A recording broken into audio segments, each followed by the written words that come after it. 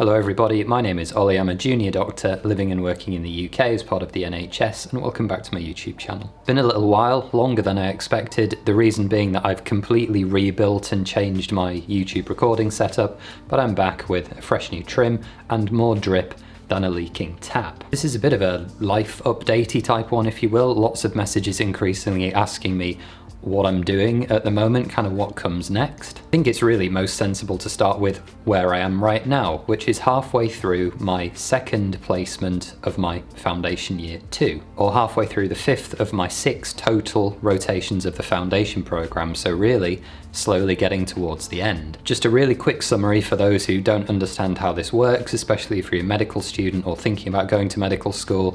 You go through medical school doing your 4, 5, 6 years, whatever you do, then you enter this 2-year program called the foundation program. You rotate 4 months at a time through 6 different jobs over 2 years in medicine, surgery, and then usually something in the community as well. The idea being that you build this very broad base of medical experience in medicine and surgery, so you're continuing to build up lots of different skills in lots of different environments. After you've done that foundation program for 2 years, the choice is yours really as to what you do.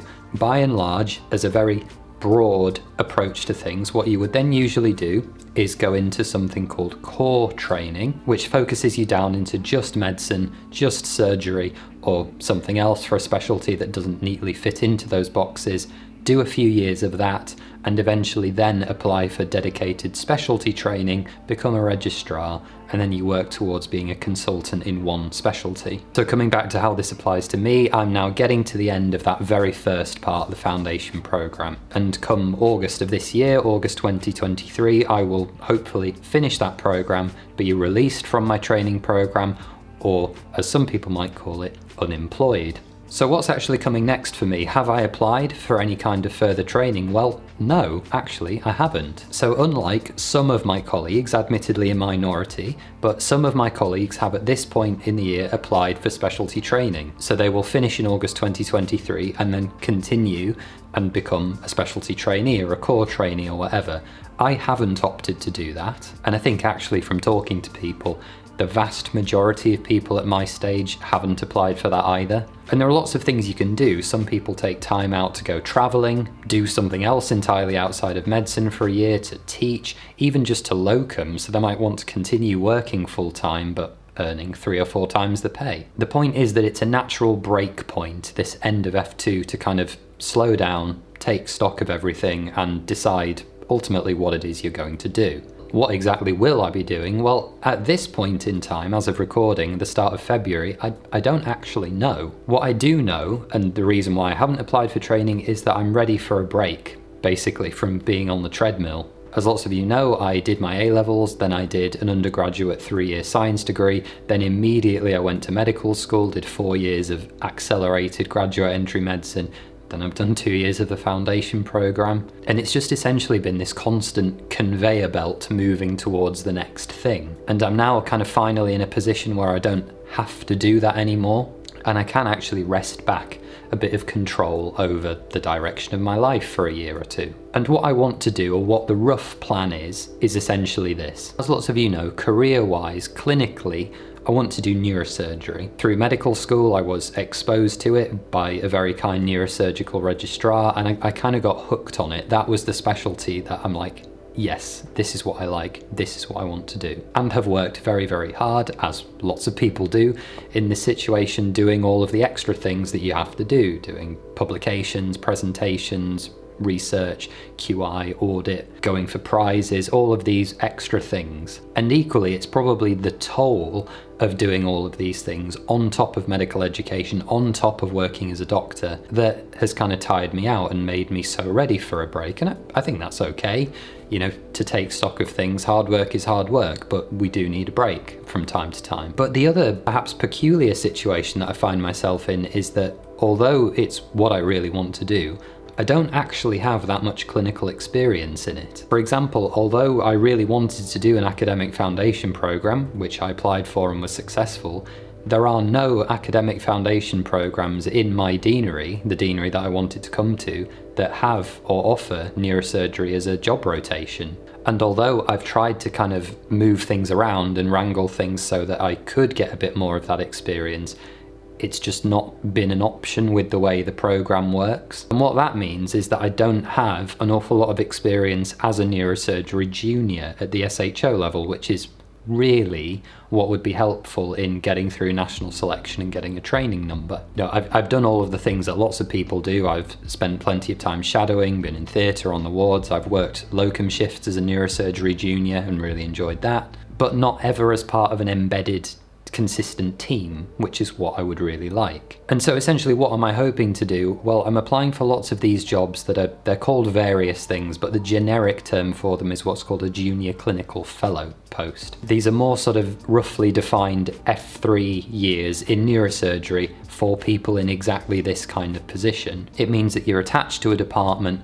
working in a consistent team, continuing to do all of these things that you need to do to build your portfolio, continuing with research, audit, QI, teaching, all of these things. But most crucially, the deal is that in exchange often for working a very difficult and busy rota, you receive structured training in order to make you a better candidate for national selection. So the short answer is I've applied for a massive number of these jobs and will continue to apply to these jobs and hopefully get one. If I don't, I've also applied to kind of a massive range of other things, most of which are things like teaching fellow, research fellow, these kinds of things. What I really want, ideally, I don't want to locum full time, although I'm sure I would have an amazing time and earn lots of money and work fewer hours. That at the moment is not really what the priority is for me. I want to get this more experience and to have this support in going for a training number. Now, all of these things may change with time, priorities change, the world changes, but that's where I am right now. The second important element here is that I've become much more aware of interventional radiology as a specialty. I want to work with the brain and nervous system. That's the organ system that I find really interesting, and I think that's probably a good place to start when choosing a specialty. But the question that I really need to answer, and what this F3 year hopefully will help me answer, is it neurosurgery specifically that I really enjoy, or is it perhaps being a proceduralist, an interventionalist, working in that kind of space? And that's something that I simply need to explore a bit further. So what that's going to mean is doing another taste a week. I want to use my second taste a week for radiology anyway, trying to get a bit more exposure to interventional radiology, especially interventional neuroradiology. And this is really important, I think, or it's a time when it's really important to be interested in this because of the massive expansion that's going to need to happen in interventional neuroradiology, mainly because of this procedure called thrombectomy. What that is historically, when people have strokes, you'll know that a blood clot forms in one of the blood vessels in the brain, and often what we do is we dissolve the clot, this process called thrombolysis. Now, increasingly, the evidence is showing that a procedure called thrombectomy, where a wire is fed through the blood vessels to the inside of the brain, and you essentially fish that clot out and pull it out, removal of a clot, thrombectomy. And the outcomes of that are incredible.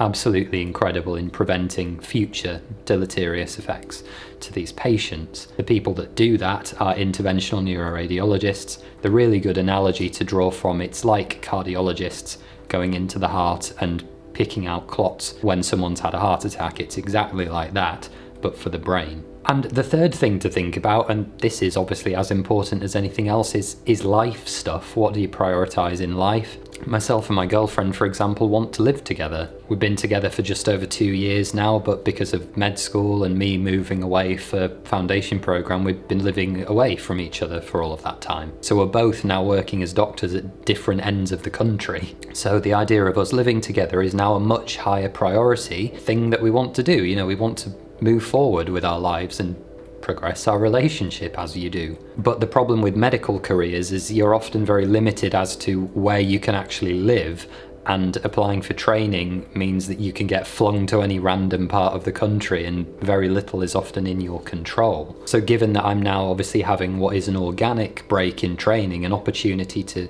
take that break and have a bit more control over where I actually go, then that gives us the option to live together at least for a year or two while we work out training-wise what we're going to do. We've been quite clear from the beginning, and I think this is an important thing to talk about, that neither of us wants to impinge on the other's career and academic priorities. We knew from the beginning that that was always going to be a potential problem, but you know, we have the understanding that the career, at least at the moment, has to come first, and it's about supporting the other person in what we each want to do. She's very bright, motivated, wants to be an academic urologist, much brighter than me, I should add. So we've got to make sure that our clinical interests both work and that we're not hampering our own training. But all of these are lovely challenges that we have in medicine, and such is the nature of things. So thank you very much for watching, guys. That's what's going on with me. Please take care. If there are any particular videos you'd like to see, as always, let me know down in the comments. Take care, and I'll see you soon. Bye.